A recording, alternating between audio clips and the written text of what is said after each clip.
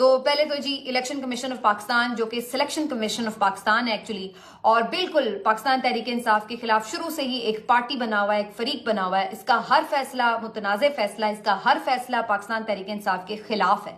بلے کے نشان سے لے کر کے مختلف پارٹیز اور مختلف جو الیکشنز کے اوپر جو ان کے بیچاروں کے مختلف تحفظات ہیں ان کو لے کر کے ہر چیز کے اوپر صرف یہ دیکھتے ہی کہ یہ پی ٹی آئی کی درخواست ہے اسے مسترد کر دیا جاتا ہے. تو یہ الیکشن کمیشن آف پاکستان کا اس وقت بیہیویئر ہے، اور بڑا رائٹلی پی ٹی آئی نے شروع سے اس کے اوپر تحفظات کا اظہار کیا ہے، عدم اعتماد کیا اور ان سے استعفے کا مطالبہ کیا ہے. لیکن یہ لوگ بالکل اس معاملے کے اوپر شیم لیس ہیں، اور جس طریقے سے یہ پارٹی بن کر ایک آئینی ادارے کا نام خراب کیا گیا ہے، جس طریقے سے اس کو بالکل عوام میں اس کی ساکھ زیرو کر دی گئی ہے، یہ اتنا بڑا نقصان ہے کہ جس کا ابھی تک کسی کو بالکل اندازہ ہی نہیں ہو رہا ہے.